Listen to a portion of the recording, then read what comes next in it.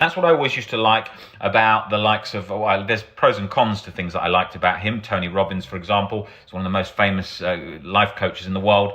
Has made huge change to the world in terms of perspectives and changing things in the now. Obviously, he's coming from a neurolinguistic programming background, but it's all from a coaching position like that. What I liked about Tony Robbins was how sort of direct it was in the moment, making the change, looking at the changes and the specifics in the now. And then I specifically liked what Albert Ellis had done with changing, obviously getting under and changing our rational thinking, drawing on Greek and Roman philosophy so that we don't catastrophize things, so that we don't feel like we're creating these anxious cycles in our head that become more and more consuming. That sort of catastrophizing is what's putting our foot on the gas with anxiety, so to speak.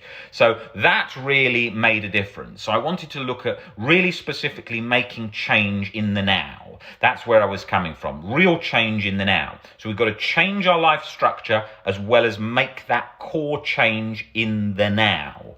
And what happens is, for so long with OCD, people view it as, oh, I've got OCD, how am I going to break this cycle? How am I going to get out of this? This is some really horrible thing to have. No, it's just a fear cycle. All that's happened in your head is you have a perspective that's been catastrophized, exaggerated, and you've got locked in that cycle. That's it.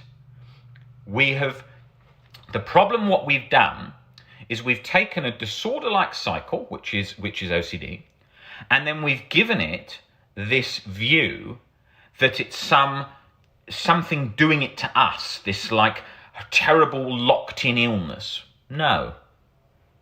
It's most likely got a genetic biological component, but once you change your perspective, that isn't even activated.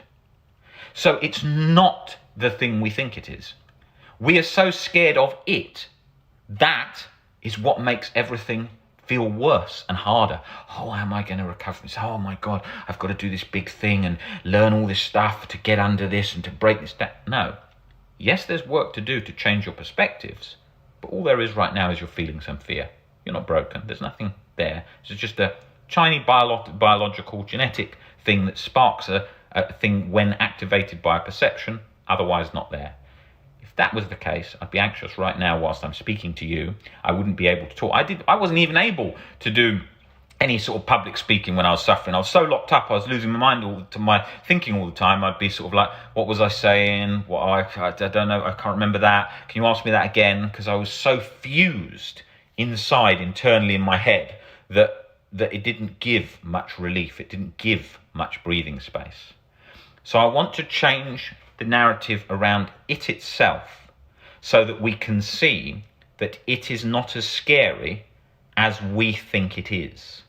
We view it as this all-consuming, terrible illness. No, it's a perspective on fear, activated by biology, most likely, turned off when the perspective changes, back to normal. It isn't as scary as we think. Change your life structure. Look at your perspectives to change your beliefs where it's fueled and stuck. Work on those elements. You then don't feel fear. That's the core element of it. Okay? I realized so many of these things at parts of the journey, but not all, till I really brought Albert Ellis's fantastic work, greatest work in a therapeutic field, all his work that he did.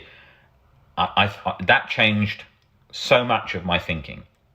But I was already so aware of these smaller changes from the other works I'd seen, from great motivational speakers, great people, great philosophers, drawing from all those things, that I saw that fear is something where we have a view, an idea in our head that something is a set way.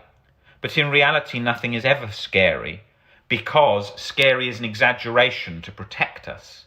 It's a protective mechanism against something bad happening. But in reality, nothing is like we think it is in terms of fear, because fear presumes that something is so bad, it's like 120% bad. Nothing can be 120% bad. That's outside the realms of science. So it could only be uncomfortable, very painful. That's not awful, 110% bad. That's when it goes into that outside of the scientific realm, it becomes that exaggerated perception. That's where we get locked in that anxious cycle constantly.